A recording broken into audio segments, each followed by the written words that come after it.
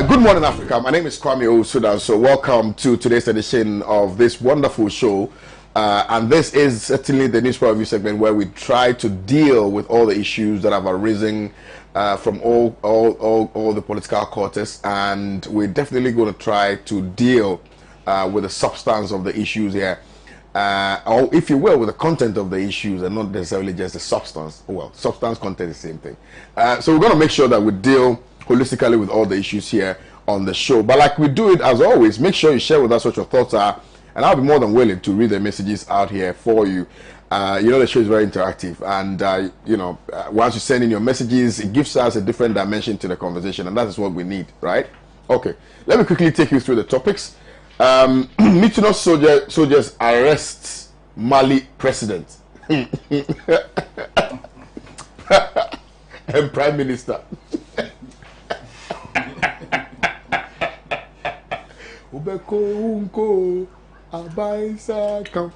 Yeah. Baumia says, let's compare track record. Oh, actually, Mahama is daring government to compare track records. National Justice newspaper reported that Akufo-Addo's first term infrastructure record second to none, says Vice President. So we'll box these two topics together, and we will deal with voter registration offenses soon. Police assure nation. Anyway.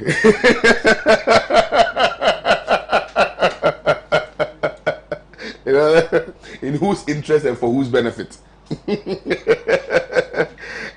It's so interesting. There's another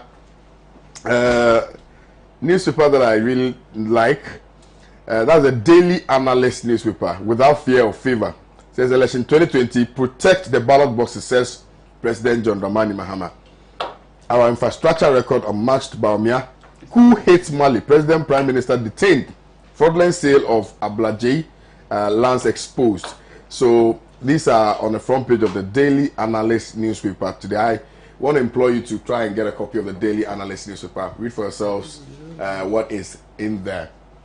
Okay, so I have been joined in the studios by Dr. Robert Kugagnablem, MP for Binduri, Dr. Marzu, who is a regular on the show, and I'm seeing from the corner of my eye Nana Fridia Ajiman Upuri Ata.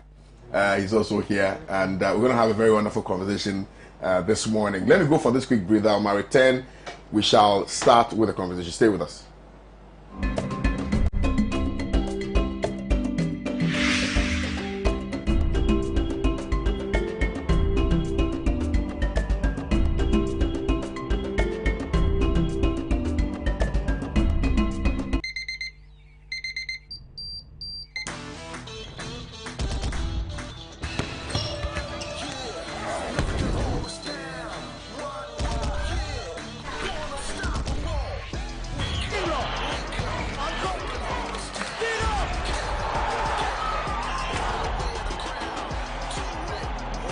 Breakfast good day, every day.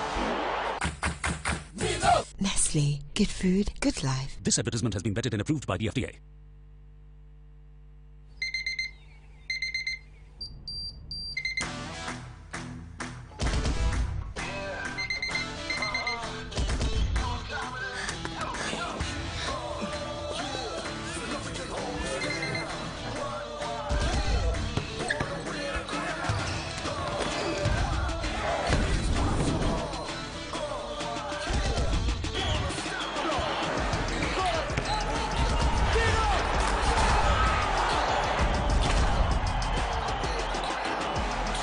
Breakfast good day, every day. Every day.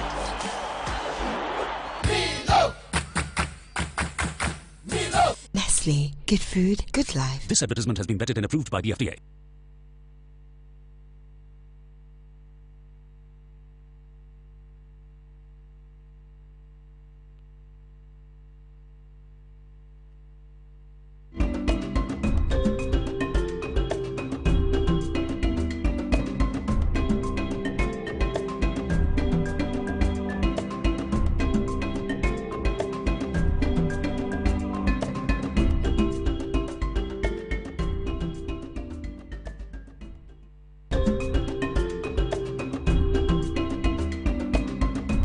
Thank you very much for joining us on the show. The WhatsApp number, like I intimated before, is 0260846539. These are the topics that we've tabled for our conversation today. We're touching quickly on the African story. Military soldiers arrest Mali president and prime minister. So you know that definitely a coup has occasioned in Mali. I'm starting the conversation with Dr. Marzouk on this subject matter before we listen to other panelists. Doc. Good morning to the cherished viewers of ours, and thanks for the opportunity to be here. Good morning to fellow panelists. Special good morning to the people of Nantong, my hometown, and I hope my daughter is watching. Oh, your daughter is in Nantong. Fasiha, I hope you are watching us, right? Your daughter is in Nantong. Yes. I see. No, she's there. She's in Accra here. Oh, she's in Accra. Yes. What's her name? Fasiha. Fasiha. Yes. I see. Yes. Once again, good morning for. Thanks for the opportunity. Yes. What is happening in Mali can be summarized in one phrase, and that is metamorphosis from constitutional dictatorship to military junta. And this has happened because of a number of factors. Mass protest, mass poverty, mass unemployment, jihadist insurgency, mass or deepening economic crisis, and the ambition of the government and its assigns to continue to be in power. If you remember, in March, it was reported that the opposition leader was kidnapped.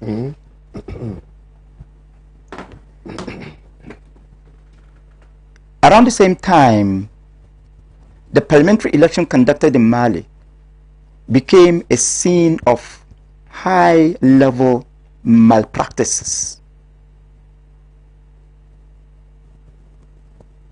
Some of the opposition elements were abducted. Some polling stations were disrupted. Some supporters of the opposition political parties were harassed.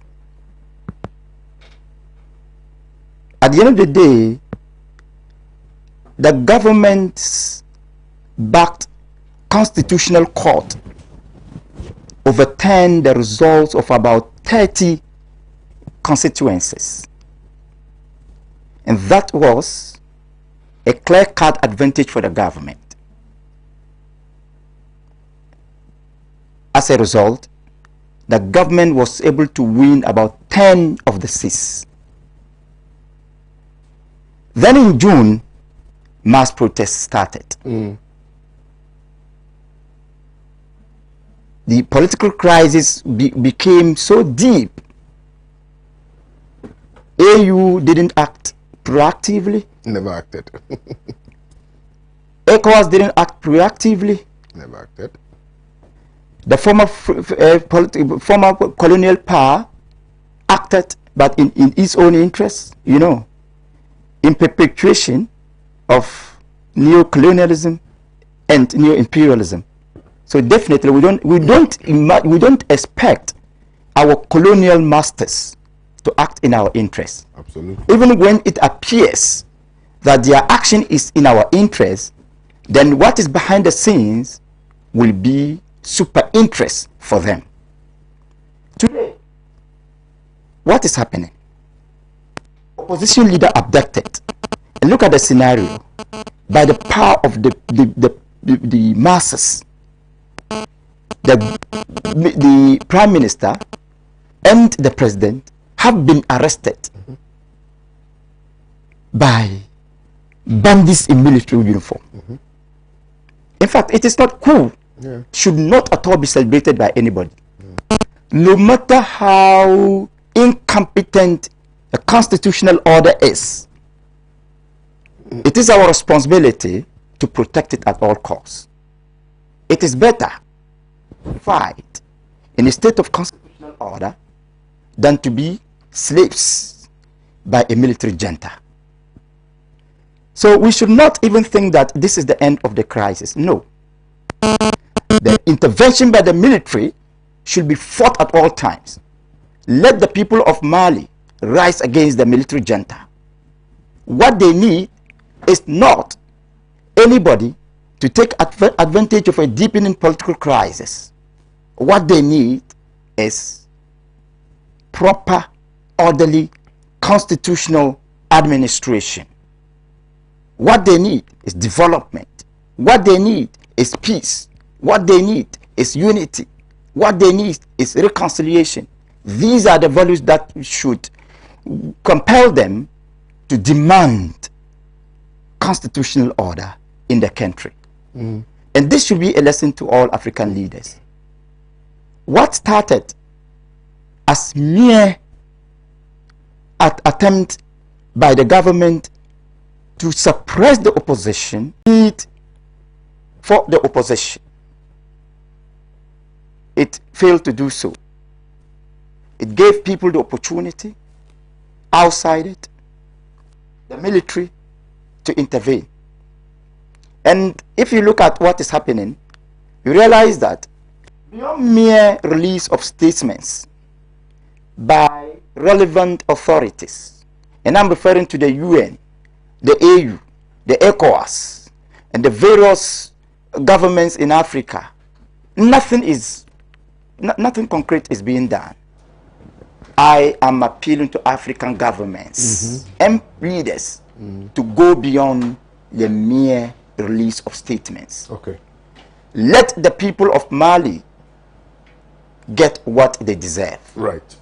And it is important for the Malian people to know that the intervention by the military is not at all a better alternative. Right. What is best for them is to ensure the return of constitutional normalcy. But I'm sure that will happen. Sometimes you just need the military to create an atmosphere where people will begin to realize, Sure. that they are being shot in. But I'm not in any way holding brief for anybody. Sure. But I think that some of these things happen in order that people can, bring themselves to appreciate the fact that people feel subjugated. Sure. And when the will of the people is subverted, obviously the military juntas would take advantage of the situation for their benefit. Yes, but it is also part of our history that in an attempt to serve and save the people, in an attempt to serve and save the people, the various military juntas have had occasion to exploit the situation and refuse to go. Well, Almost all African countries have undergone this bitter experience. No. Well, And Ghana is a classic example. But like you said, it's a learning to some of these African leaders. Ghana is so what I am saying is that to learn to know when to exit. Sure. Yeah. So what I am saying is that purely the intervention could be a necessary evil, but that evil, no matter how necessary it is, should not be allowed to prevail. Absolutely. Yes. Absolutely. Well, Dr. Rob. Yes. Good morning, and thank you for the opportunity to be here once again. I will start by sending warm greetings to my people of Binduri, people of the Upper East region, and people who quest for development. It is interesting to note that some of the things, the projects the Vice President mentioned yesterday did not belong to the Upper East region at all. But anyway, we'll come and talk about that. Now the issue about Mali, whether we like it or not, a coup has happened. What is the way forward? What are the immediate causes of the coup d'etat in Mali? You see, we know of the remote causes. We know that Mali, the insurgents in Mali has ripped the country apart. The northern part of Mali, the Tuareg rebels have been there trying to form their own state. I think they call it Azawad or something. And so Mali has been a failed state, if you look at it. Chinese peacekeepers have been there for several years now. But the immediate causes was that there was protest every day.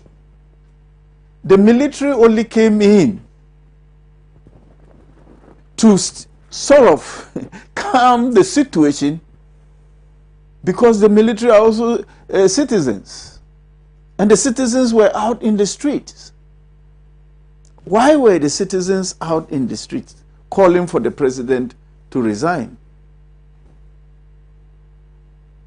They were out in the streets because they felt, Dr. Majood has said it clearly, there was a lot of malpractice, election malpractices, not allowing elections to be free and fair. There was a lot of mismanagement, how to manage the rebels was a problem. Now, the situation was untenable. If you want to look at it, there was no government, and therefore the military had to intervene. What is the way forward? The problem of Mali is huge. And it is not just the military handing over the government to a civilian government. There must be a way where African Union, the UN, as they are calling now, their calls are late. They should have called earlier. They should have intervened earlier. When the country was going wayward, when the ordinary person was in the street demonstrating and asking for the government to resign, this was when they intervened. They should intervene, but they never did, and we are where we are now. What is the way forward? Mali is a huge country, very, very huge country. The landmass is huge. And so governing a country like that, where almost every place is poor, becomes difficult. Because some people are in Mali and they don't even know that there's a central government. Because the central government is so remote from them.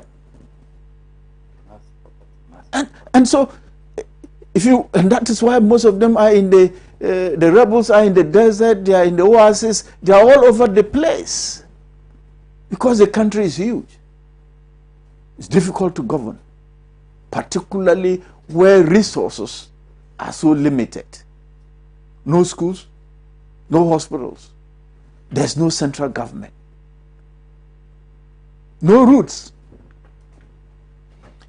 And so the problem of the Sahel areas, because the wars in Mali penetrated Niger and Burkina Faso, the insurgents in Mali, that is what went into Niger, that is what went into Burkina Faso. It is high time our leaders sat down to look at the situation in Mali, so that they can then fashion out some kind of government that will be able to deal with the situation. Absolutely. The government was impotent. This is not the time to say, look, let's bring this government back, because half of the population were in the streets. More than half.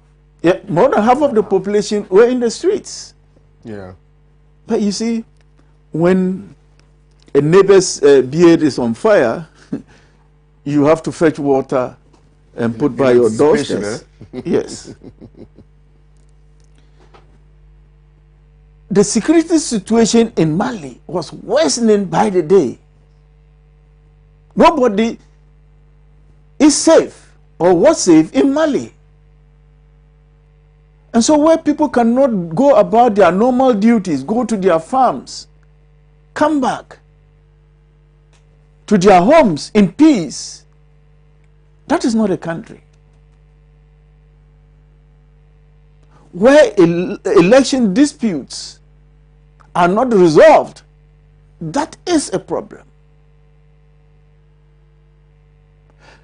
And so I would call on the AU, I would call on the UN chief. He spoke, he said something about the situation in Mali, that it is not sitting in your comfort zone and sending out instructions.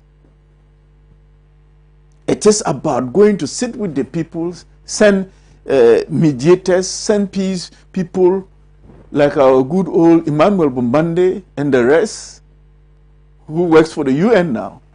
People like that can go in there and stabilize the situation by negotiating with the parties, by negotiating and dealing with the non-governmental organizations, the civil society organizations in Mali, so that something is fashioned out. So that for the future, we are able to now govern the country in a manner that is acceptable to all. We should not do the usual by just condemning what has happened in Mali. We should take an extra step by looking at it has happened. What is the way forward to bring lasting peace to the people of Mali? Thank you very much. Right.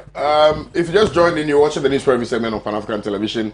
We're touching on the African story here before we look at some domestic stories here. Nana Fedia, please, let's hear from you. Well, I think that the topic is quite has been exhausted. It's a straightforward issue.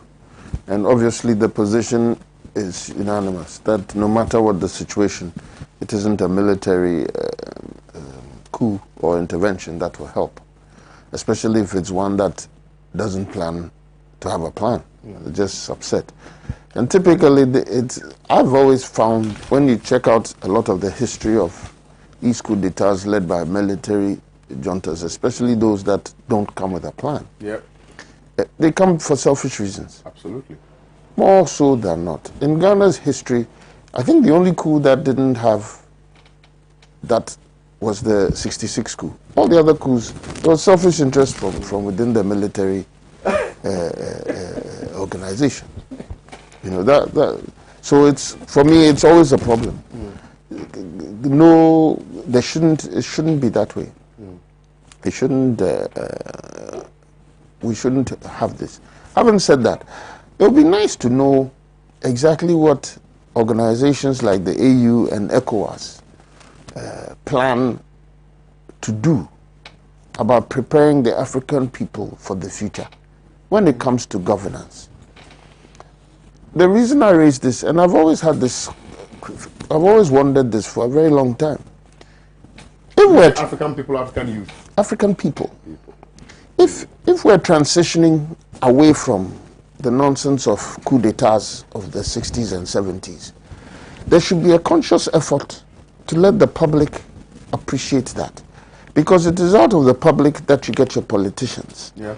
And so they will grow to appreciate that you have a short time in office, you have a term in office, and in that time you're expected to we should build that knowledge among our people so that they appreciate that they cannot come into office and want to stay in office till kingdom come. They must learn to know that it is the will of the people that empowers them. When they go in there and they start doing these tricks, I'm not one who believes in trickery in politics. I don't believe so. But somehow we seem to extol those things. I don't understand that. When we make it look like the people who are good at shouting and lying and being violent and being bullies, those are the ones who are the best politicians. I don't understand that, you know, and somehow that's what seems to permeate our societies. There must be a conscious effort on the part of these organizations, especially, to do that. Out of that, when now this junta goes out there and they know that the AU will not be on their side.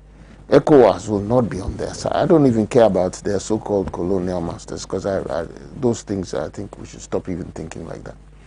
But that's, you know, when people know that they will not get support from your neighboring countries, your people within will suffer if you take over. You yourself will not be recognized or respected. When we build all those images, penal images, I think it will heavily reduce this type of shenanigan. Yeah. So, well, thank you very much. Having said that, we need to appreciate whatever it is that the Malian people are going through, especially if they are suffering. Absolutely. We need to appreciate that, and something ought to be done to help. Absolutely. Well, the most unfortunate part is a similar situation is happening in Zimbabwe, and like you are all alluding to, AU is silent, on that subject matter, because people have also thrown on the street. They are demonstrating against Mnangagwa. Nobody's saying anything. Does he have a term? Mnangagwa? Yeah. I presume so. Is his term up? No, I don't think so. I don't think so. So then but it isn't about corruption and the fact that he's very corrupt. His ascension to the throne was predicated on the ousting of Mugabe. And the very reasons that were cited for the ousting of Mugabe, according to the people in Zimbabwe, are even worse now.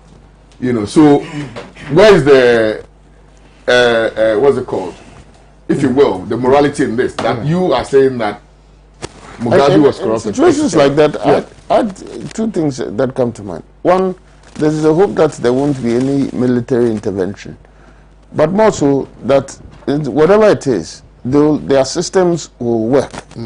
If the people rise, then it should give empowerment to the justice system, for example, where legal action should be able to be taken without fear or favor. That, so you hope that the systems are working. When all of that is collapsing, then you have a problem. Yeah. Quickly. Yes. I just want to say something little about what Nana has said. It's true that the best is to empower the institutions to work. But Nana will agree with me that in almost all African countries, the judiciary becomes in love with the executive. And that is exactly what is happening in Zimbabwe. Well, the former president, Mugabe's term hadn't yet expired. And he was removed by the will of the people. That is exactly what is happening here. AU became silent. It never acted until the removal of Mugabe in a very bitter circumstance. Today, AU is sitting idle again, and it is not working. Mnangagwa is facing the same fire. So what we are saying is that you should be proactive, and that's why I've made it clear that if you refuse to recognize proaction, you become a victim of reaction. Because even those people themselves, the leaders themselves, should know that they have a time to act, within which to act. They have something to serve, and it is the will of the people that matters most. So if you come and you are not serving the people, you are serving yourself. Definitely you are creating problems for yourself. Thank you. Well, thank you very kindly. Let's now come back home and discuss some domestic issues here. And immediately what comes to mind has to do with the town hall meeting that was organized yesterday to tell us what government has done in the area of infrastructure. It was a very beautifully organized event, I must admit. The use of the webinar, and the use of other media platforms to connect people to that particular program, I must admit, was nicely done. The prayers that was organized, or the prayers that preceded the start of the show was also done. I think it was done via Zoom or something like that. The traditional prayers and then the Christian prayers, I believe, were all done via Zoom. And for me, I think that was a nicely displayed, technological prowess of the MPP. And I've always admitted that when it comes to PR and communication, I think the MPP does a very, very good job. Anyway, so it was nicely organized. Kudos to the team. Kudos to the team. No, he laughed and I laughed back. Why both of you laugh? No, but it's true. I mean, when it comes to PR, we are laughing at him. Exactly, because I'm expecting a response from him. And that's why you see me look like him. Which then follows my next question. Why isn't he laughing? I think he's the best person to answer. yeah, but I think it was beautifully organized. I must admit. But a lot of things were said, and I think the central focus of that particular town hall meeting was to highlight government's projects. And so it is imperative, without more, to bring into the, because, you know, events preceding that from the quarters of the NDC suggested that they had performed creditably well than this particular administration. And so they needed to also pull parity with what they had done, and then to tell the Ghanaian people that, listen, we have done more. I think it will be better to start with Nana Freddy on this subject matter. Nana, respectfully, let's start with you. Well, it's 78% of our manifesto pledges completed. The suggestion is for the public to go to deliverytracker.gov. Delivery tracker, delivery. The word delivery, tracker, tracker, .gov, G-O-V. It's a www address. And there is listed, I don't know if your cameras are on me, but... Yeah, it should be on you. Yeah, so you'll be able to see what Dr. Baumia said and to verify whether it is true or not. It is not going to be about propaganda. It's not going to be about he said, she said. It's not going to be about good looks. It's going to be about what is on the ground and what is in our lives. That's what this is going to be about. This one? Yes. So now what is on the ground and what is in our lives? Tell us. They've told you. And you see, this was targeted at what purportedly Ghanaians like to see. As for me, again, let me say that, as for me, when I do my politics, it's not about the building that you sat in. Because you might have put up a nice building, but it was probably environmentally unfriendly. So what was the point? You know, it does not show, that is not growth and that is not development. The fact that you put concrete mortar on some otherwise supposed to be a preservation or some environmentally threatened area doesn't mean that you've developed. So it isn't just about that. But this one deals with what the people need. It isn't just about constructing a road and say we constructed roads. It isn't just about constructing bridges and saying we've constructed bridges. It is about what the people need. And so even for me, personally, the numbers don't matter as much as the motive, the intention, and therefore the direction. What is the motive? The motive for the NPP as a party constituted to seek authority from the Ghanaian people is so that we can serve them, make their lives better. And the record is there to show from 1947 all the way till today. What is it that we seek to do? We seek to make the lives of Ghanaians better. Having said that, therefore, what is the intention? I've told you the motive. The intention, therefore, is when you have the authority, I will not say power, the authority. When you have the authority given by the Ghanaian people to oversee their welfare and develop and grow them, you do it with long-term intentions. When you have long-term intentions, you are able to develop short-term programs and medium-term programs as well. All this infrastructure is targeted at long-term intentions. And therefore, they've given us the direction that they've given us. If you notice, and it is something that a lot of people haven't noticed, the Akufo-Addo government has changed the direction of Ghana. Let me repeat that. I said the Akufo-Addo government has changed the direction of Ghana. In the presentation by Alhaji Baumia yesterday, For me, the most important statement, and I can't quote him or paraphrase him because I don't remember the exact words he used, was the fact that we are in every constituency, not selected. Every constituency, something is going on. Every constituency, even if it's one project, that is unheard of in a given term of any government that is authorized by the Ghanaian people, a democratically elected government, in any 4-year term. And we're talking specifically about the Fourth Republic. It hasn't happened. And then when you project it back to the First Republic, even then, there are achievements. So the issue becomes, what do Ghanaians want? Do you want good direction based on solid intentions by good motivation? That's what's happening right now. Let's be truthful with ourselves for a change, Ghana. Let us be truthful with ourselves for a change.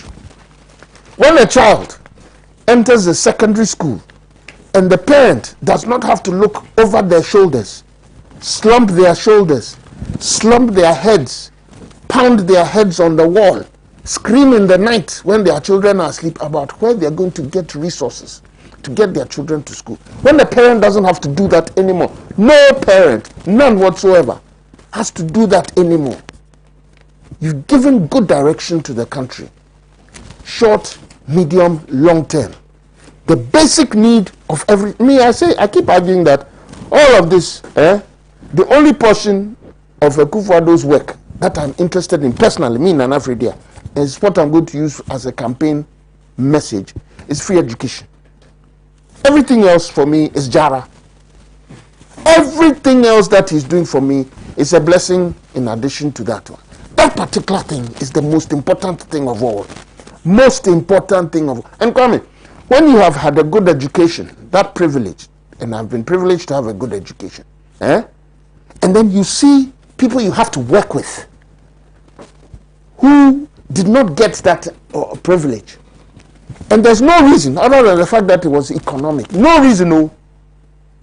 It is not good. It is not good. If you think that is not an issue, I consider that person who thinks that is a selfish person. There's no reason other than the fact that there was no money at home. What? And that thing has been solved. So for me, this, you see, Dr. Bawumia just put this out yesterday. That's 17,000 projects to go and review. You know, between last night and now, you won't be able to do that. Even the completed ones, the 8,746, even the 8,700, how can you go through all of them in a day, let alone how many hours ago? And in those hours we were sleeping. For me, Ghanaians, now we have the truth in our hands. If you have a phone that is a smartphone, do not let anybody tell you anything. Find it out yourself. And you see, for me, what I tend to do, when, for example, budgets are read, I don't read the whole budget. I go specifically to areas of interest to me. I go to youth. I'm interested in youth development. I go to agriculture. It's good for business. I go to trade. It's good for business. I go to education because it's good for society. I go to arts and culture because it's an area I have a serious interest in. And then I see what has been said there. After that, everything else, I'll later check. So I'm saying the same thing for this infrastructure. What are your interests in it? Yesterday when Dr. Bawumia was speaking, he also highlighted specific areas, sports, health. Even a question came about the creative arts and what's happening there. There was an answer for that. He highlighted roads. And you see, when you juxtapose, listen, you remember that I used to have a TV program in the house where I spoke to parliamentarians on GTV and would pick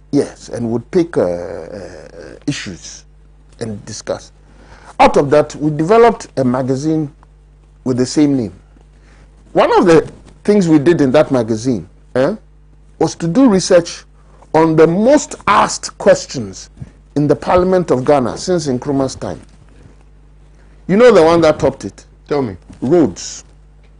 Roads. Every parliament that has ever existed in Ghana, roads always got the highest number of questions. If you juxtapose that with what the roads minister, when he was nominated, said about roads in this country, the cost of roads, the demand for roads, the debt on roads, huge issue. And then you juxtapose it with what has been happening per government. Then you fully appreciate the economics of roads, the socio-cultural requirement of roads. All of those things come to play. I'm saying humbly to the Ghanaian people that this time, let us work with the truth. Not the one who shouted the most. Not the one who said things because you are not there. Me, I'm not in Upper West. So I'm not going to sit here and say it's there or it's not there. I have to rely on facts to make a comment. You understand? Yeah. I just read a comment by Mr. Mahama and I think on some newspaper, National Justice paper or something, about comparing track records, and yet he doesn't say anything. Yeah, we're going to discuss. It's the same topic. Yeah, yet he doesn't say anything. Let's compare track record. How many communities have been electrified in the last 4 years? Then he refers. Here's a quote from the story. When we came in 2009, I thought we had agreed that we're comparing 2012 to 2016 to 2017 to 20. Yes. If you want to go back there, it's even worse because you're relying on Professor Mills' initiatives, which you couldn't even finish. You see, so I'm pleading with Ghanaians. Let's look in all progressed nations that are still progressing. They themselves, they recognize that they have issues. COVID has exposed that. Even they, when election comes, they deal with, so what can we do for the future? They don't get caught up in failings of the past. They use it only as a record.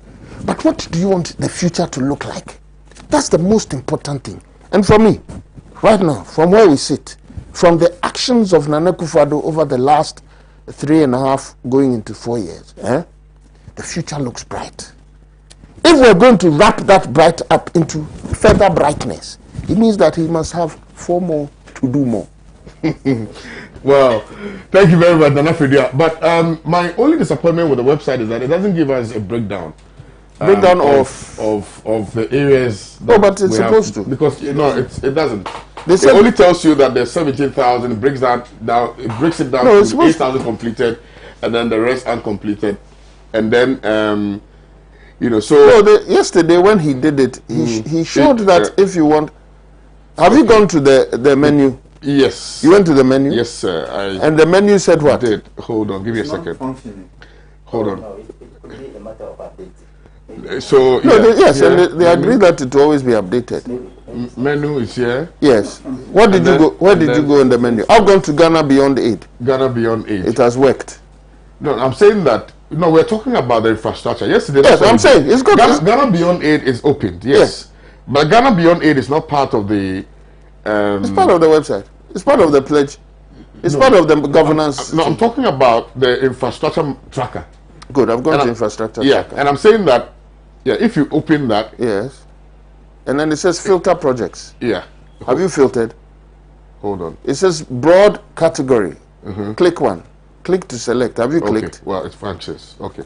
Okay, so don't let the NDC people try and hang you. Oh, nobody. Right now we're dealing with facts. Hold on. Only facts. Are you okay? When you said it now, the NDC man. Meanwhile, he hadn't done it. That's what they do all the time. They never want you to know the truth. Okay, that is why they are against. Hold on. That's why they are against. Hold on. What are you holding on for? Hold on, Nana. I'm just giving. What do you here? Okay, let's go to education infrastructure. But it's strange because I'm seeing. I did education infrastructure as if you knew. What did you do? I did broad category. It says education infrastructure. Okay, let me do that. Then it gives you another column that says target structure. So I went to Cocoa Roots, for instance. Then I said it says region. I said Ashanti region. It says district. Oh, why? So I chose Adansi, but you know. And then I selected completed. What did you do? Then it gives Wait, you. you say you did what? No, so updating. Let's also agree that. Are you following me? Like because yes. First of all, yeah. Kwame, and I think that's where Doc wants to go. Yeah. Listen, no. It's a matter of updating. First Yeah, of but all, you don't put it something out if it's not out there. First- Because you did that. Put it yesterday. First of all, Sorry, respectfully. Let's. First of all, Yeah. the first point is that this thing exists. Did it exist before? As in the website? Yes. No, it didn't. Progress. Second, is there information on that website? But there is some information. on the Progress. Third, will there be flaws? website. Possibly. Yeah, but It's see, still progress. But you and You I see, know. when you assume, what? No, because you see, they have told you you have that put- there are what you two see- things. There are two things Dr. Baumia said yesterday. Yes. He said, one, this information is available to everybody. Absolutely. Two, it will always be updated. Yes. So what's your problem? that, no, but another presumption of fact is that once the town hall meeting was conducted yesterday, and then figures were put out. Yeah.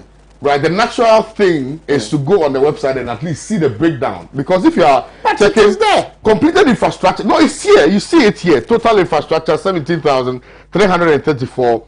Completed infrastructure Kwame, 8,700. Then I go to infrastructure tracker. Now let's do it together. Kwame, Infrastructure may I say that go to the Okay, so honorable when you MC, open infrastructure, and then by the time you come back, I would have opened places for you to read. no problem, sir. Because no problem. it I'll will- do that. it will I'll do delay, that. yes. I'm actually going I want to give him a chance to talk. to see if he can talk. So you will mafia him. I'm going for this quick commercial. Oh, why? No, I have to. You want him to I have recollect make- his I have to thoughts? make small money. Oh. You want him to recollect his Quick thoughts? commercial break, please. Are stay you with me. afraid of the hanya? Nana wants to mafia read this for all of us. You know, but quick commercial break. But I will just ask all of you to check this website out. Delivery tracker, right? Yes. .gov.gh. Yes. Delivery as in the normal spelling of delivery. DELIVERY. Yeah. Tracker altogether. TRACKER.gov.gh. And please don't go onto that website with your mind made up. Go onto the website with an open mind. No, go onto the website. Even if you are, go and look for even information. if you are, yes, when you are looking for information, you must be open minded. Of course, absolutely. Even if you are NDC, because it Yeah. might convert you. Okay. Quick commercial break. Please stay with us. We shall return shortly.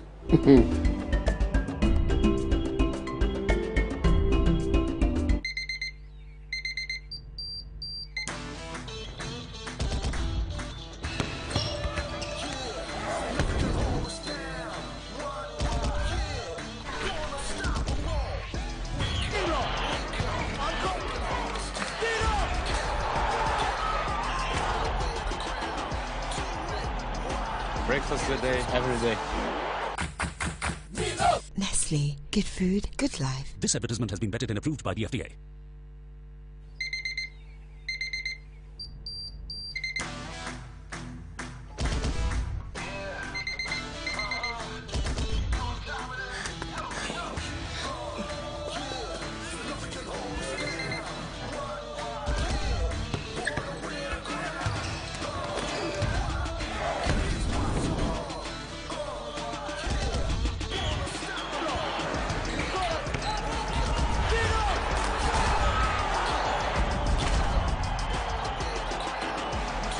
Breakfast today, every day. Every day.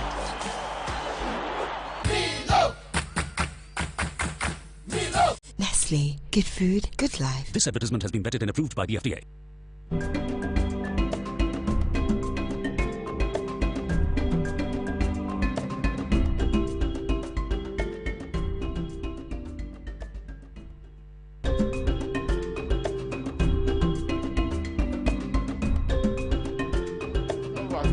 Thank you very much for staying. Okay, sir. Thank you very much for staying tuned into Pan African Television. The WhatsApp number is still active: 0260846539.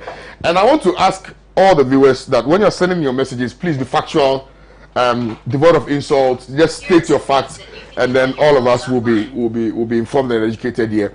Nana has explained to us first of all, the purpose of that town hall meeting, and secondly, the overwhelming infrastructural development embarked upon by the MPP. And so we are very much aware of what the MPP has done in terms of infrastructure. And Nana has also furnished us with a very important information which has to do with the website. So for those of you who are in denial, I've done what MPP does very well. yeah, Furnishing you with true and solid information. After PR agree with MPP. Solid After information. PR agree with MPP. They know how to really package things well. But let me come to you, Dr. Robert Huangrablem, and hear from you on this subject matter. Kwame, Yes, sir. I lost for words because what Akufo-Addo government has done to Ghanaians is to move Ghana from excellence to mediocrity.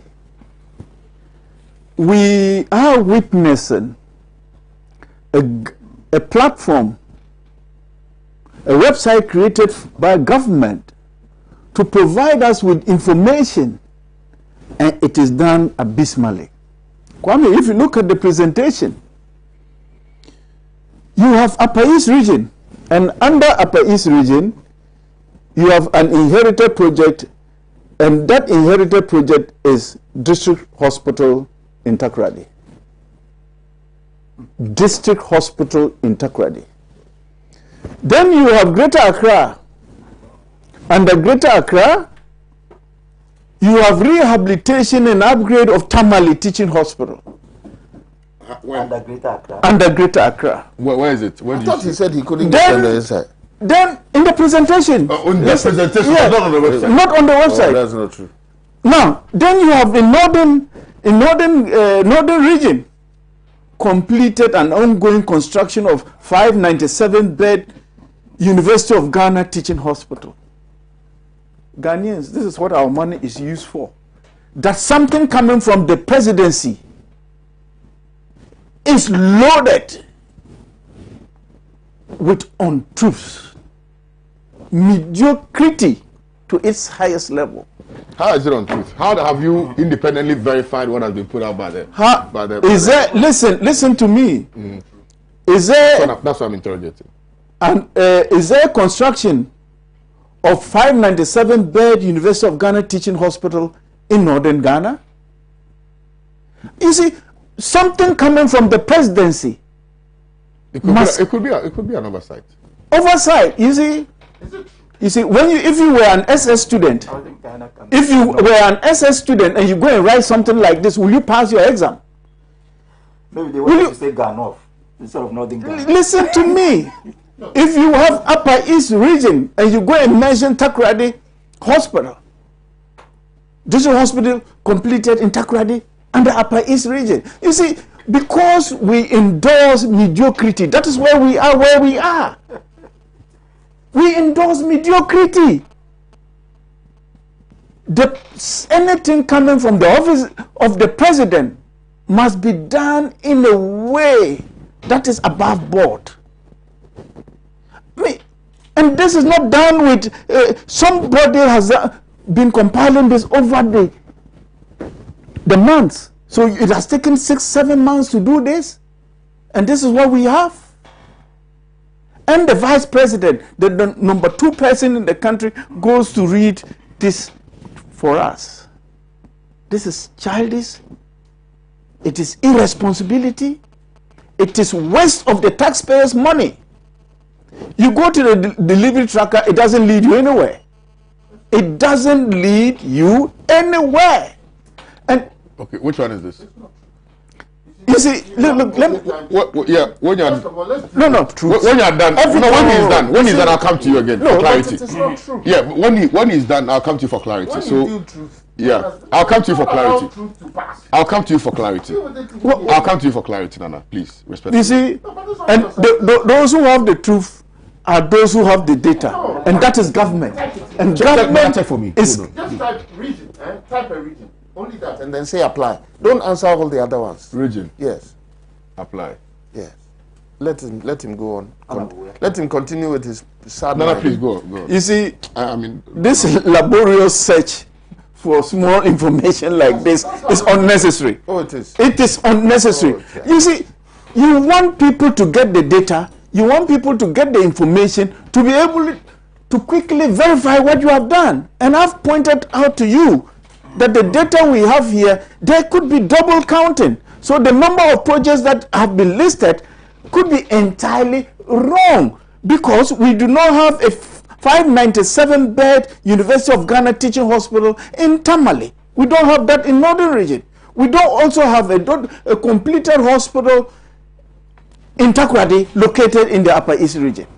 So, you know, you don't, coming from the presidency, where else do we expect to have excellence, if not in the office of the president? Tell us again. And so when we pay people to go and do such good work for us, and they go and do shoddy work, and allow us to be fishing out what is the information. I listened to the Minister for Information this morning. He was talking about the Pokwase interchange. He said you people negotiated for 1 year. Three lanes, and they have gotten 4 loans. The Ghanaian people should be asking why we did 3, the same cost, and they got 4. You see, you have the information. Tell Ghanaians what you did. The Ghanaians cannot ask. You provide information because you are going to check the facts for us. Tell us, why is it that the NDC government awarded a 3-tier, and then we came and got the same cost with the same contractor, and we got 4-tier road? You see, you don't treat Ghanaians as if Ghanaians we don't think, we don't know what we are about. You have the information, and it is your responsibility to point out what was wrong. That we got 3 and you got 4, having the same amount. Where do you want Ghanaians to go and get this information? Okay, you are talking about this particular document, Doc. Yes. Inherited project. So it says region project status. Yeah. Then Greater Accra, it says completed ongoing rehabilitation and upgrade of Tamale Teaching Hospital Phase 2. That's for Greater Accra. That's the region. I think it was I don't know whether it was an error or whatever, but we don't accept such errors. Okay. Primary errors. The status is completed. Then Greater Accra again completed ongoing construction of offices for Ministry of Health and regulatory bodies at Ridge Accra. That's Accra. Yeah. Greater Accra says completed construction. You got this in Greater Accra. I beg your pardon? You got this in Greater Accra. Yes. Okay. So this is like a slide on Greater Accra. Yeah, let me do the same. And then Greater Accra completed construction of Dodo. This is for this is for the presentation yesterday. Yeah, okay. This is from the presentation. From the presentation yesterday. So not on not on this website. So I think he's making references to the presentation yesterday. Yes. And then what he's referring to, Northern, it says completed ongoing construction of 597-bed University of Ghana Teaching Hospital, completed. I think that's what you are referring to. Yes. Correct? Please proceed. Yeah. So Kwame. This was on the Kwame. Yes. Yes. How can the Vice President come and tell us such basic, fundamental issues and mess us up? People were watching TV for 1 hour, and then you present them 2 hours. For 2 hours, and you present them with such information. Information that a class 1 student should not present to the people of Ghana. And so we as a country must begin not to accept mediocrity in our governance. Otherwise, we go nowhere. Somebody has been paid to do this job. He has done a very poor job, and we should clap and say the government of Nana Akufo-Addo is doing well. They are doing poorly. They are doing what they should not do. And what Ghanaians expect from them is excellence. And so the Vice President must move beyond entertaining people to presenting facts as they are, and should not be allowed to go away with fundamental P1 errors. We can't accept this as a country. If we do accept, that is why contractors do shoddy jobs, and we go in and commission projects. The following morning, it's done. It's washed away with.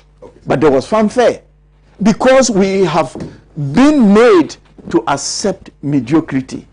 And if we accept mediocrity from the office of the president, then we must accept mediocrity throughout our lives, and that is where we will be where we are now. We must, those who are earning, being paid by the taxpayer, must produce for us good work.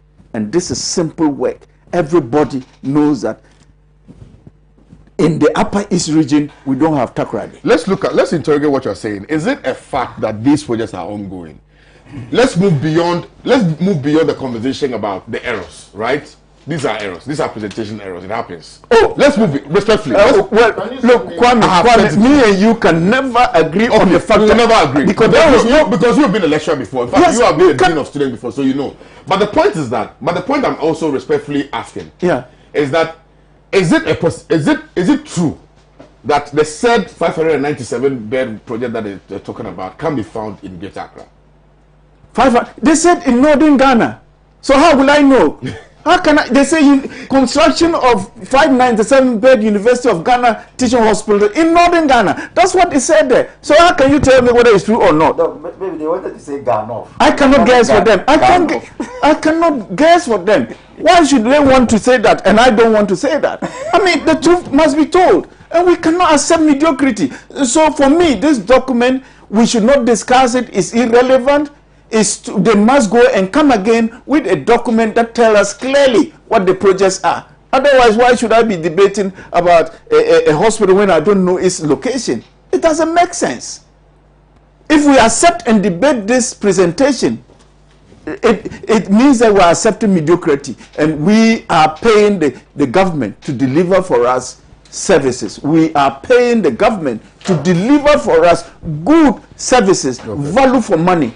And so you don't go and waste the taxpayers' money, waste the ears of Ghanaians, and present to them such mediocrity. I'll come to you, Dr. Mazu, but enough already I wanted to clarify something. Respectfully, Nana. First of all, I saw this, but I didn't hear. I've seen this. You sent it to me. Yes. But I didn't hear the Vice President say this. You understand? I didn't hear him say that Tamale Hospital is in Accra. Did you hear him say that? I didn't hear that. Good. So you could have, with all humility and respect, I'm a communication person. This is my field. Putting up presentations, blah, blah, that's my field. You could have a document that could have a slip up, but your final words are the ultimate. If it was not that important, your pro paper would not be quoting you as to support somebody's article. You understand? You'd be bashing you by now. I'm saying, yes, I've seen it, and I'm not now going to say it's not correct. Is that what you rely on? Or rely on what is? What is that Tamale is not in Accra. Go to Tamale and find out whether what they are saying exists. Yeah, that's the question I'm asking. That is a good question. Like, that is the question. Yes. Is there any? If we're going to get caught up in the words, recently, Mr. Mahama, there's a video going around telling Mr. Mahama saying that Akufo-Addo has been around for 8 years. We thank him. Come on, we should work with it because he's done for. By Mr. Mahama's statement, he will do another. You don't take a political statement somewhere. Delivering the vice president. Mr. Mahama has never been president of Ghana. Mr. Mahama has never been president of Ghana. Mr. Mahama has never been MP in this country. Mr. Mahama has now. What we are discussing now is talking about credibility of information. All right, thank you. Talk about credibility of information. Talk about the issues. You can't talk about the issues. Okay, thank you. You're caught up in the flowers. Thank you. Come on. I won't talk about it. Does the hospital exist? Yeah, that's the question. Is it being completed? That's the answer we need from you. What are you talking? There is no 597 bed University of Ghana teaching hospital in Tamale. Amen. So, is it in Ghana? So it's not in Tamale. We all agree. I agree. Is that hospital in Ghana? No, I'm asking you. Is it in Ghana? Where is it? I'm not asking you. I'm asking I need to verify that. I don't. Is that University of Ghana Medical School Hospital? UGMC, yes. Is it in Ghana? Where? Is it 500? University of Ghana Medical Hospital. No. It is University of Ghana teaching hospital. Yes. Different from. No, I've not seen that. Yeah. Where is that one? Is it not? It doesn't exist. Where is that one? Seen Tell that. us. Is it not that hospital that the NDC claims they are the ones who have put up, and they put it up as a teaching hospital? Is it not true? It is called Is it University of true? Ghana Is Medical it Center. true? It's not What now your problem about? Which one? The one here? Is it Yeah, is it not talking true? about? I don't know. How many University of Ghana do we have? Now this matter. You let's hear from Dr. Marzuk.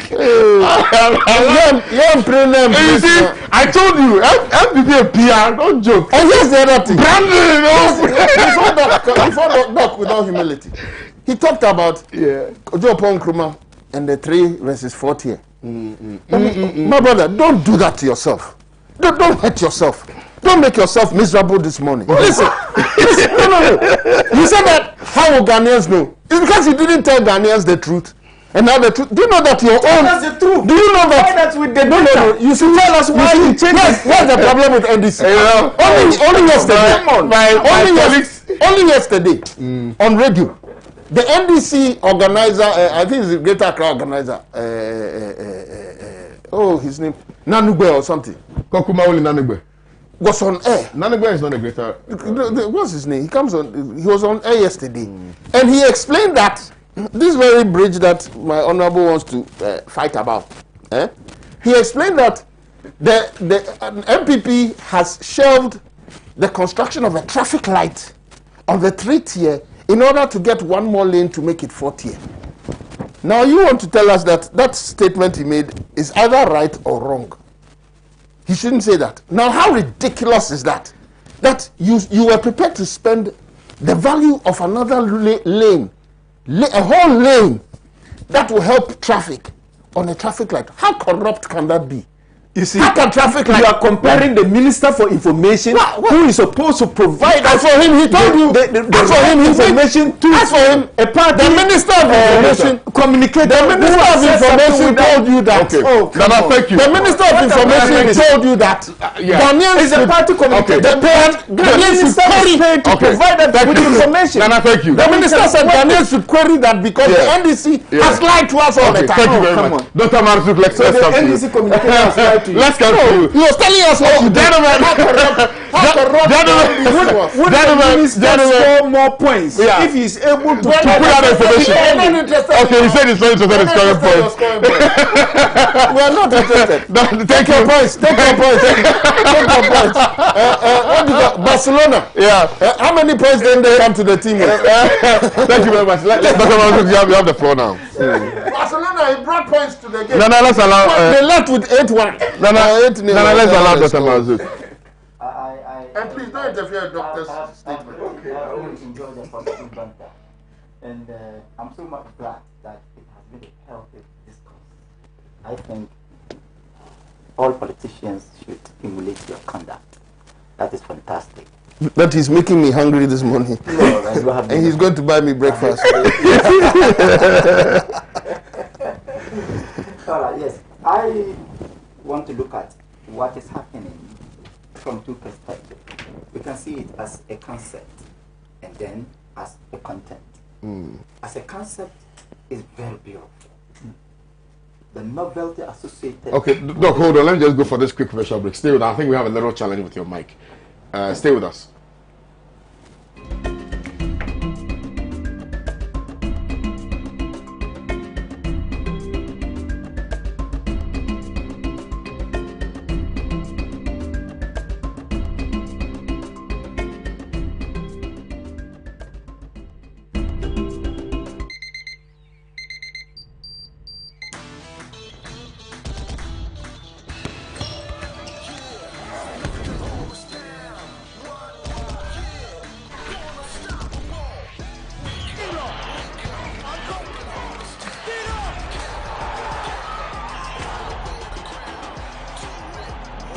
Breakfast of the day, every day.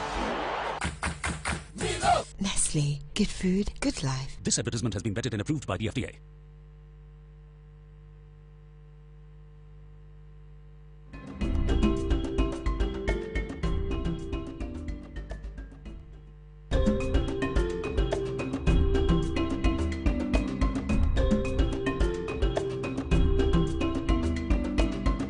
Okay, right, welcome back. Doc, let's hear from you. Yes, as a concept, the program is fantastic, and I'm saying the novelty associated with it alone should call for celebration by every Ghanaian.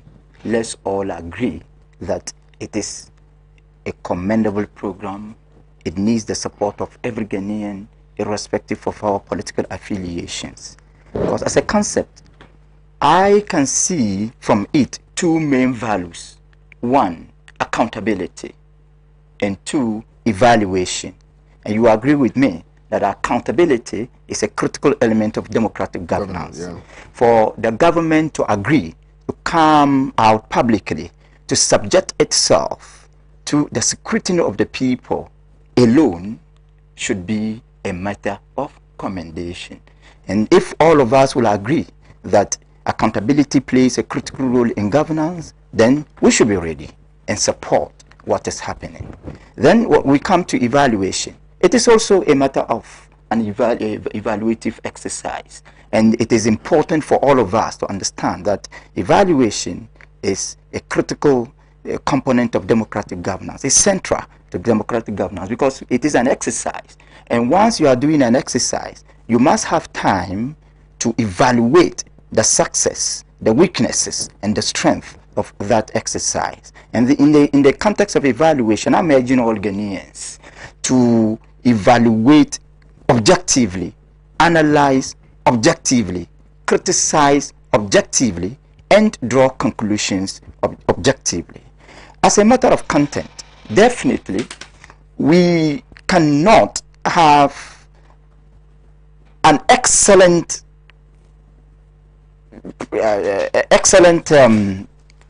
document as a content. And I'm saying that we cannot have an excellent document because it is a human activity and it should not be free from human weaknesses. Again, every objective mind must understand that we cannot do this great project without having in mind an iota of the margin of error. So if it contains certain textual errors, we should be aware, we should know that such textual errors are welcome. And then, this is not to downplay the issue raised by Honorable Doc, but we cannot downplay it. It is a serious textual virus that the presidency should consider. And I think it should be an opportunity for enhancement. Very serious textual virus.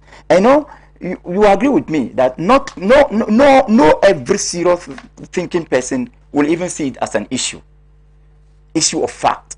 You will see it as an issue of text, because definitely, I mean, how can you have a University of Ghana hospital in Tamale? So definitely, I mean, it doesn't exist. So from onset, you realize that this is a serious textual virus that needs a serious antivirus. But when it comes to reality, you shouldn't even make it a matter of discussion. So but it should also be an opportunity for the presidency to be serious. There have been instances of textual viruses, but this one is so serious. And I want to believe, with all due respect, I trust my elder brother. Baumia will not say it.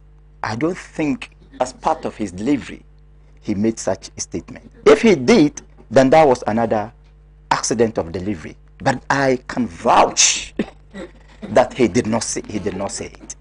He did not. I didn't hear. He didn't say that. Yes. So let's move on. Then between the two items that I have brought, the content and the concept, is delivery, implementation. Here, permit me again to say that this is a very serious program which is designed to be in the interests of the people. So at the conceptual level, it could be partisan, it could be political, but at the implementation level, it should better be national or patriotic project. And here, I would have wanted the government to include the opposition at the time of the delivery. Because if you want to look at take it as a political project, definitely your opponent can see it as an opportunity to you to enjoy incumbency advantages. If Ghanaians are told that this is a kind of service rendered them by a responsible government interested in their welfare, then Ghanaians will also take it as something nationalistic. But if at the end of the day, the intention is to offer a particular political party to maximize its electoral fortunes, definitely you don't expect the opposition to look at it as a national project. And the kind of scrutiny that will follow it should be understood. So I am saying that this novelty should be taken off the track of politics and placed rightly on the track of patriotism. So that at the end of the day, anytime at all we have a government, even in fact we should even institutionalize it. Whichever political party in future comes to power should make it an institution, part of the policy of the state. A particular day or particular period of time that when Ghanaians and government will come together to evaluate our performance as a nation. And I think if we do it that way, we'll be reducing the dangers of partisanship and enhancing the quality of patriotism. Thank you. Right. Please. Okay. I believe in 1971, the government of the Progress Party put out a document showing all the works that they had done from 69 when they took over. This, the NPP, the previous one, if you remember, Mr. Kufuor's time, we did something like that, and this has also happened. So, Doc, like I said, and if you remember in my narrative, I highlighted from 47. It is the motive and the intention that gives us the direction. We've always been on the right track with motive as a party. And I'm humbly suggesting that Ghanaians should recognize that we have never, when we've had the opportunity to lead this country, let Ghanaians down. Never. Doc, you wanted to respond to a few things? Well, you know, my good colleague was talking more of classroom than what we are doing here.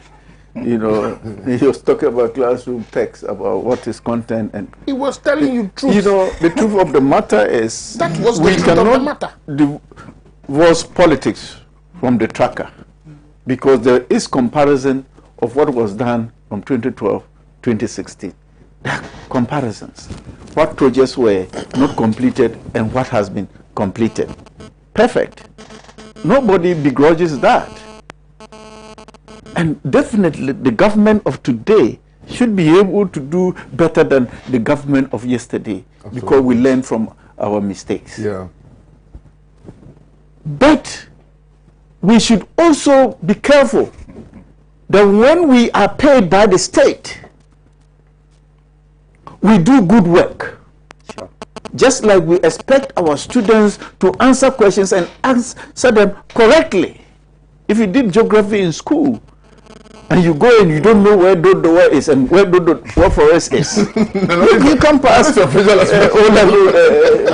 surprised that he wants to make this an issue. Listen, as opposed to the substance. And then he wants to tell us that. Listen, I'll come to that.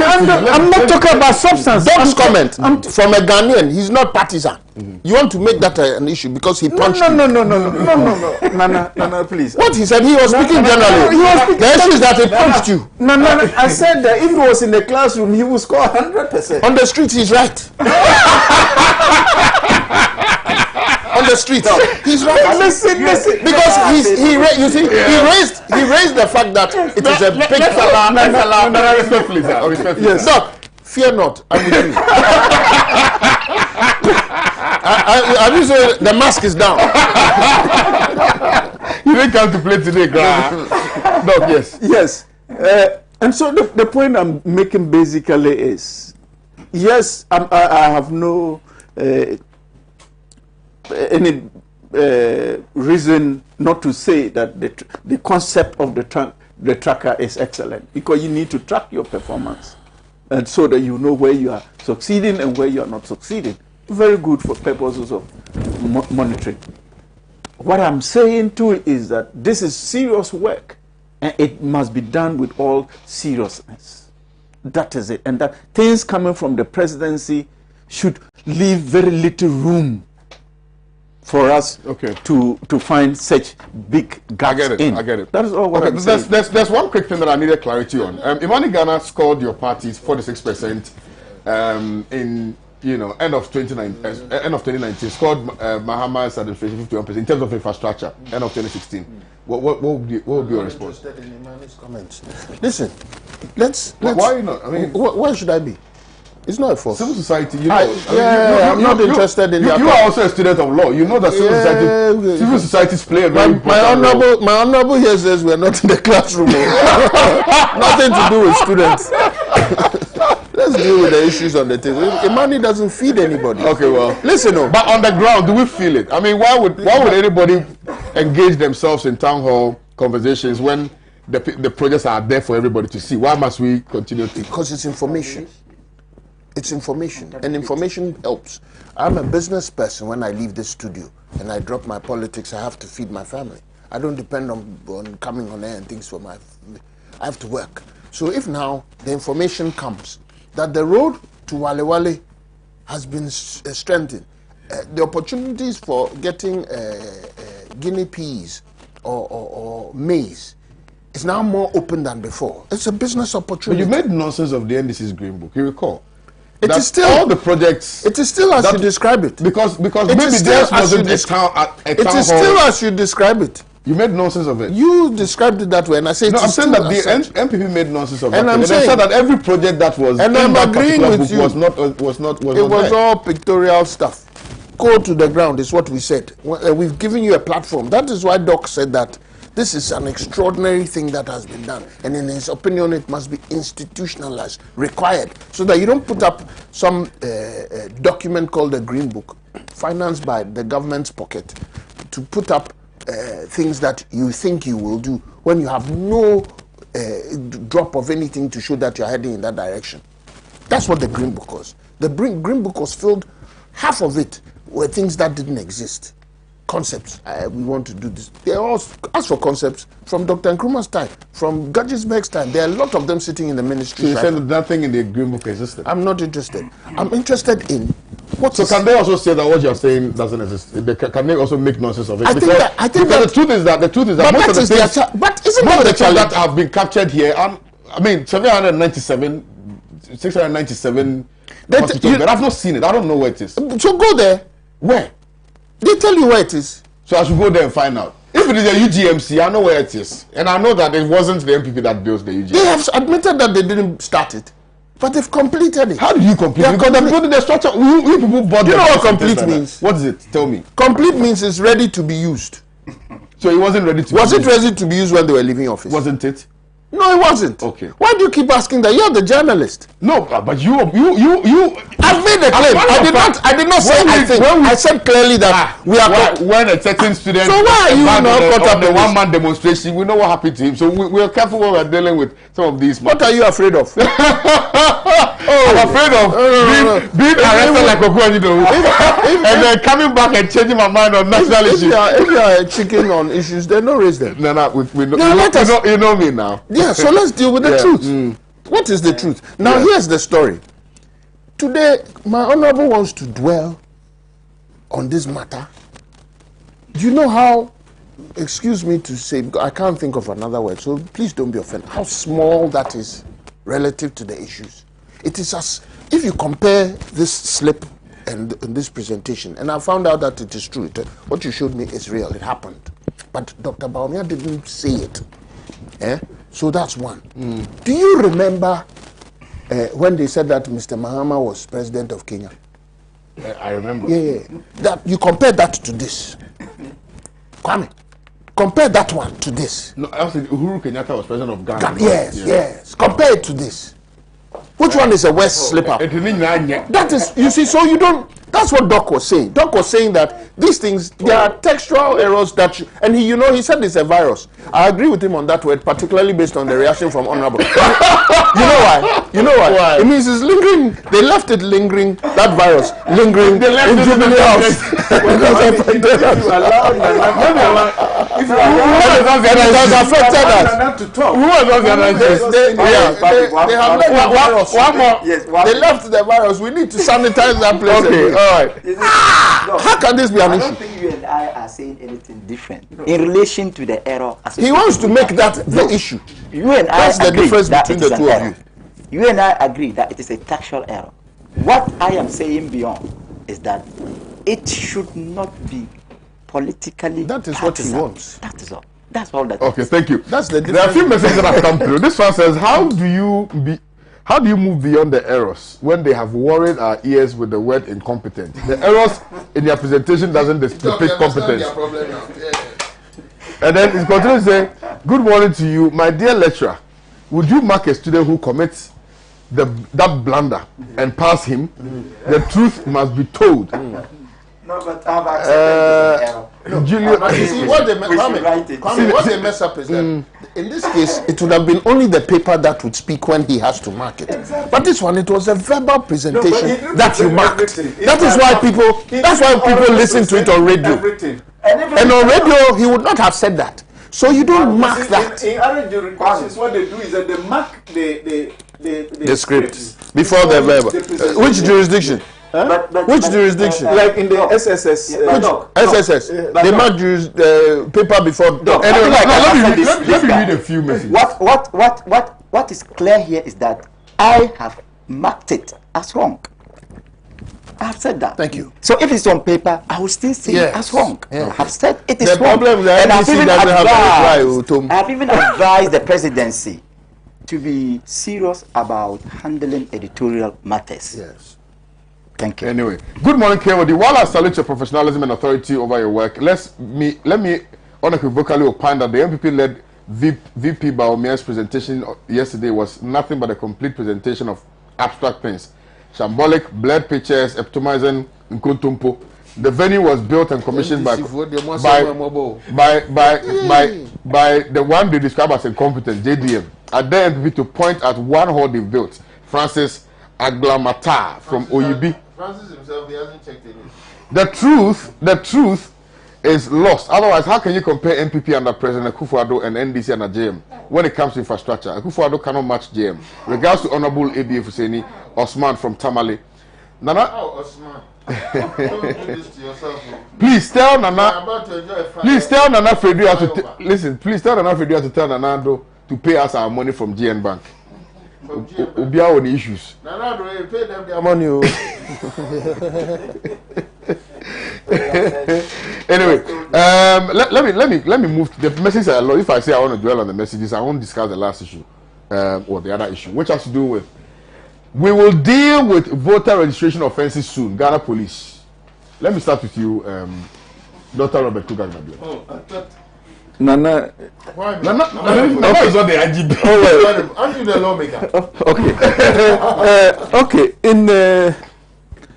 I haven't read the story, but I think that very soon is not useful for us. In the issues of registration or voting in general, matters relating to offenses must be dealt with and dealt with dispatch, because when the matters are not dealt with, then the tendency that these offenses will recur is there.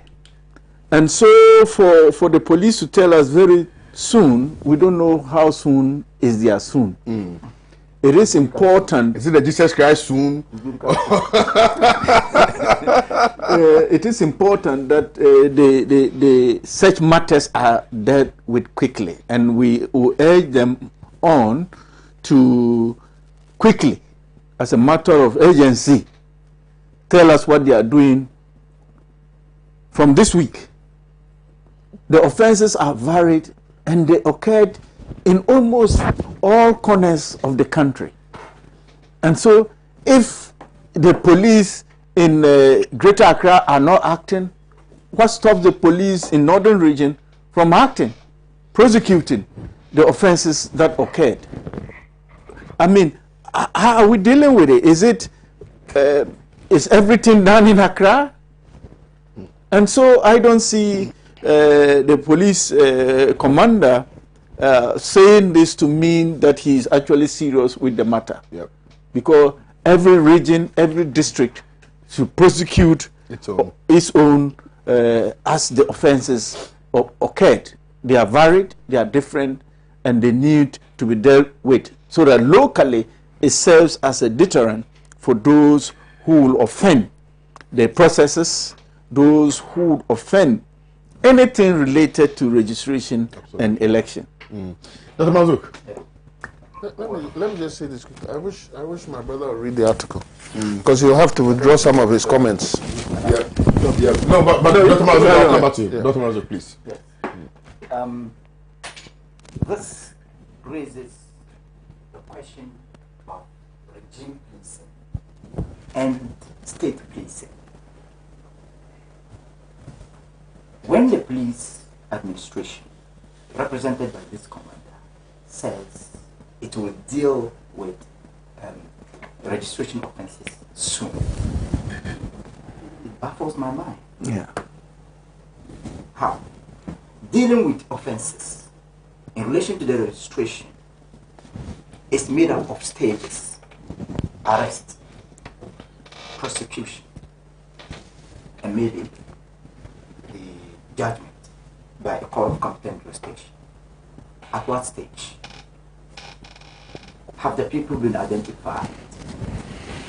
Sorry, before even prosecution, arrest, investigation, and then prosecution.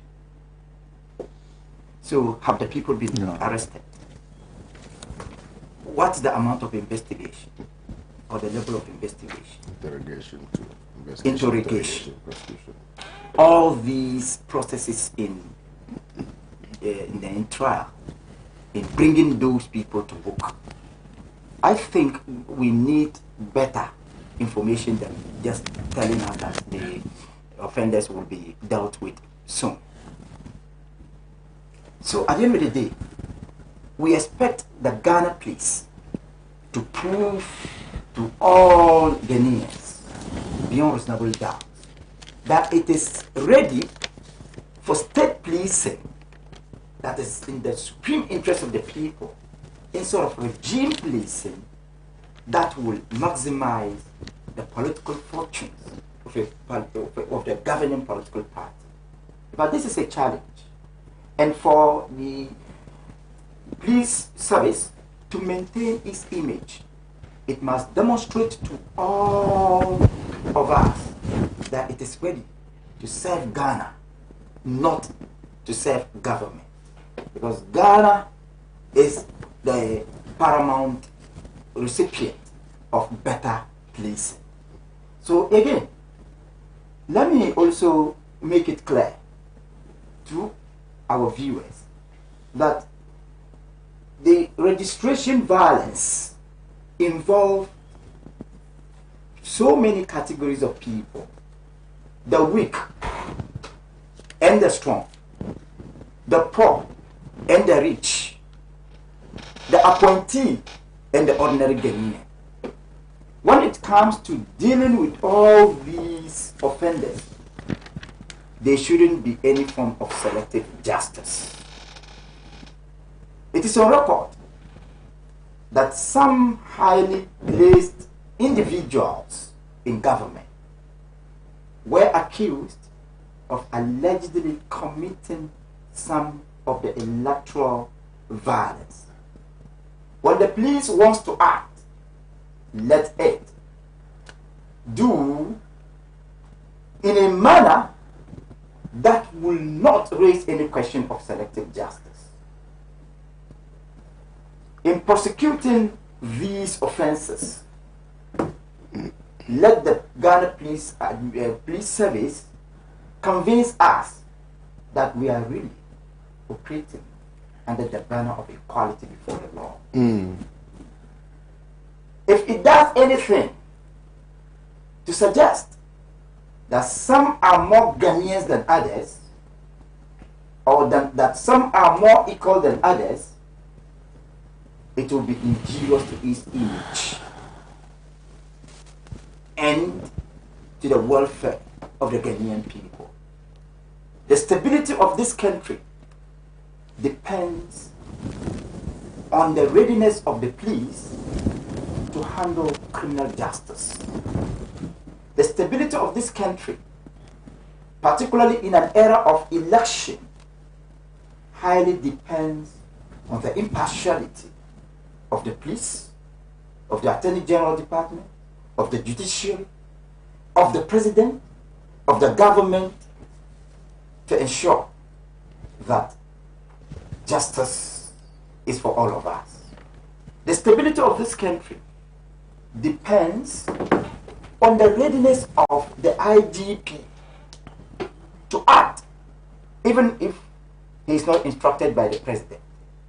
The stability of this country depends on the readiness of the IGP to ensure that all those caught in the electoral-related violence will be dealt with according to the law. And the trials should also be conducted fairly. Said almost the same thing that he said. And here is what I'm saying. Look, the thing is that you need to investigate before you arrest in this circumstance. And that's what they are doing. That's why I was asking that. According to Mr. Kofi Boache, that is what they are doing now. And the reality is that, don't forget, that if somebody came to do an impersonation or something like that, they have to go through the challenge review process in order to find those people. Am I right or wrong? Absolutely. Yes, that is an investigation. So who are you arresting when it's not confirmed? Yes. You understand? So I was also leaning in that direction. Maybe with expedition, because how long ago? But you see, the only way they can expedite that, if I'm going to reasonably go through what they are saying, the only way they're going to expedite that is for the Electoral Commission to finish their work. Okay. You understand? That's how I understand it. If the Electoral Commission doesn't finish the process of challenges and all that stuff, who do you now go and say, why did you say you are so and so when you are not? You understand? Because it's when the Electoral Commission finishes, when they judge against the person, most likely means the person has committed that offense and therefore must be dealt with. It is now for the police to follow through on that. So that's what I believe they're trying to tell us. There are several crimes. I don't know which particular one they are referring to. Good. And it's because of that is why we shouldn't query them on the use of the soon. Because we're not sure. You understand? In the instance where there was violence at the event, that one you arrest immediately because you can, you know what I'm saying? So those ones are one issue. But they're saying on the electoral offenses, that's what they said. Yeah. Registration offenses. So, yes. which so means there's a host of things. Yes. You know what I'm saying? That's why soon becomes relative and therefore correct. But I mean, there were instances of violence across most of the. I agree. But most of the guys, the culprits, were not arrested. And which why, but we don't know what they are doing with that. And that one, I would agree with anybody who raises the point that one they should have done. We need to hear information as quickly as possible. That one I'm not going to, you know what I'm saying. But I'm just saying that if we notice that they are referring specifically to matters of, for example, registration. Absolutely. You go and you claim that you're a Ghanaian when you are not. When you are not. You know what I'm saying? All those types of things. Okay. Well, I see what you mean. So those people who are arrested and things like that, claiming to be from Ghana when they are not. And things. Yes. I see what you know what I'm saying? You need to investigate it. And the investigation comes with what the Electoral Commission... I'll give you an opportunity. Let me just go for this quick commercial break. Stay with us. I shall return shortly. Why is every time they are coming to make mistakes, you give them...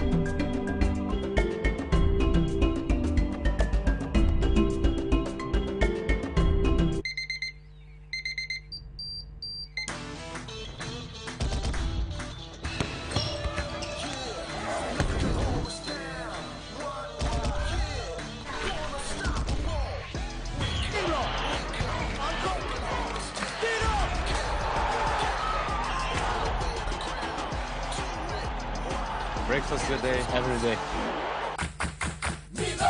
Nestle. Good food, good life. This advertisement has been vetted and approved by the FDA.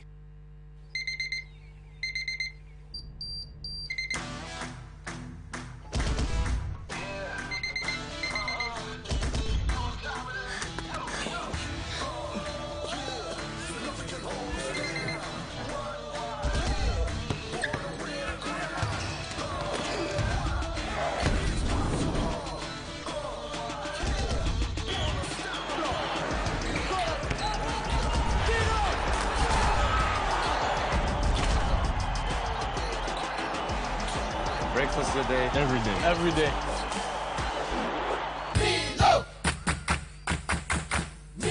Nestle. Good food, good life. This advertisement has been vetted and approved by the FDA.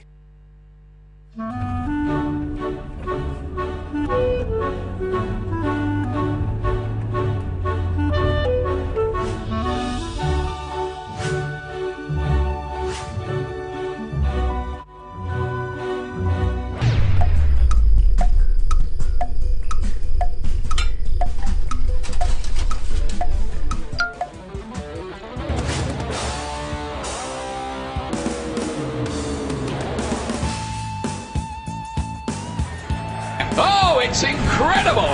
Bang on target!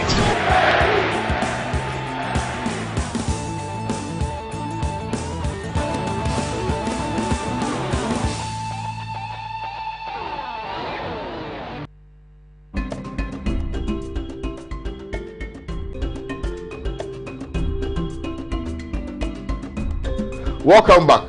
Thank you very, very much. Well, we are done. Yes. Yes. Kwame, just So why is it on? No, We are done. when I change my mind, yeah. it rather reinforces what I was saying. Okay. Now, if you read, it says that the IGP is interested in dealing with such offences and has set up a subcommittee which is currently assessing all reports recorded during the exercise. Kwame, as you rightly asked, the offences were varied. Some people were shooting in registration centers, shooting in the public.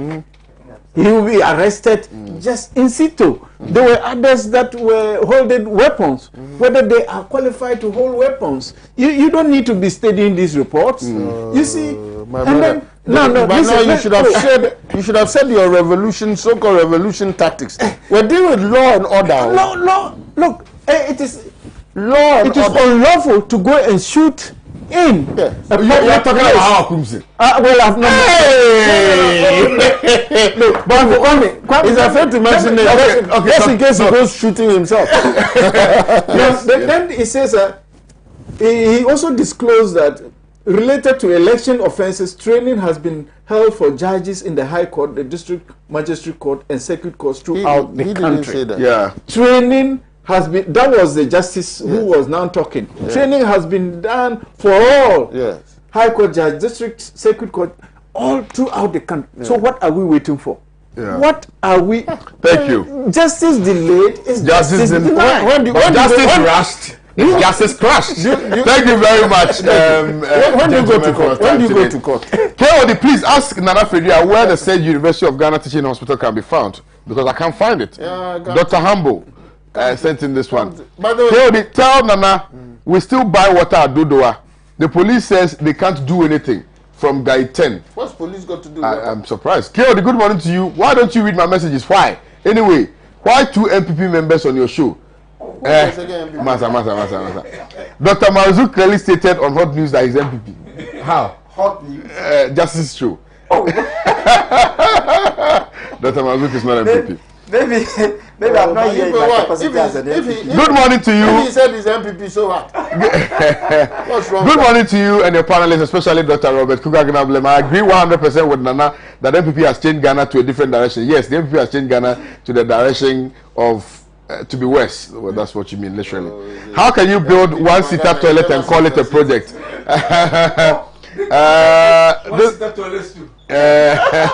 Good morning to you. Joe Banson, sorry, respectfully says, Mustafa Lowa Manya Krobo says, you are sitting in John Mahama's a conference or built by John Mahama to show your infrastructure superiority over him. This means you've lost the show. Hashtag agenda big push. This is Anabila from Kumasi. No, respectfully, sir.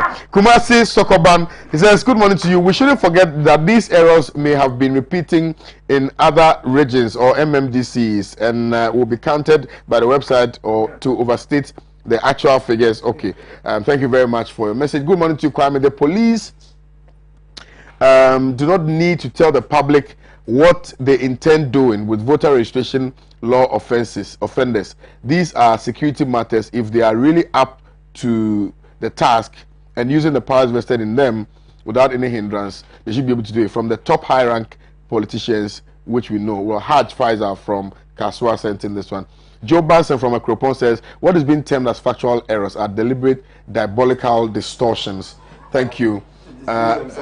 This one says, you sent me Dr. Baumia's picture. You said this man can lie. You sent this one from Takwa Zongo. Julius from Qatar says, this so-called delivery tracker is a mess. I just checked that of developmental activities in my hometown, Qatar Municipal, and to my surprise, all works that have been listed are works outside Qatar Municipal, but at least it functions. I'm happy it does. Maybe I'm sure they will update it like they said. This one says, this is laughable. The University of Ghana found in northern region. Again, errors in NDC are incompetent, but in MPP they are known as competent. But okay. The person know that Farouk in Pualugu. The person know that there's a University of Ghana in Kade, for example. Yeah. Does he think that University of Ghana is only in Accra? They are known as viruses. Good morning, KOD. Have you ever seen a student who has failed after marking his own test paper? We had expected the outcome of yesterday's presentation. Ghanaians will mark the paper again come December 7th. Regards to Dr. Marzuk. Nana Adubofo Amankwa from Cape Coast sent in this particular message. This one says, good morning to you and your faithful panelists. This program is fantastic and I am grateful for Dr. Abubakar for such a great submission. For Ghanaians need real accountability. Stop calling and comparisons to make the voter more apprised with the issues. This one is from King Henry in Axim. King Henry, I'm coming back to Axim very soon. This one says, Joe from Gulf City says, all these talk about comparison of projects is coming up because of the dishonesty of the MPP. It should be normal for every government to continue projects they inherited and give credit to the initiator upon completion, like Professor Mills did. But the dishonesty of the MPP won't allow them to follow that particular step. And described all the projects that were embarked upon by Mahama as photoshopped. Okay. Thank you, KOD. Yesterday's presentation to Ghanaians by Baumia was rather a fantasy. Thank you. Well, you sent in that your message. Good morning to KOD. We all know that Dr. Baumia, okay, right. And he's from your constituency. He says, kudos to my honorable MP, Dr. Robert Kugandablem. Victory is secure come 7th December 2020. And the Banga Joseph, Secretary NDC Action Youth Binduri. Oh, good. Right. Thank you very much, gentlemen, for your time today. Thank you for watching today's edition of Good Morning Africa. I'll see you guys tomorrow. Have a nice day. Bye-bye.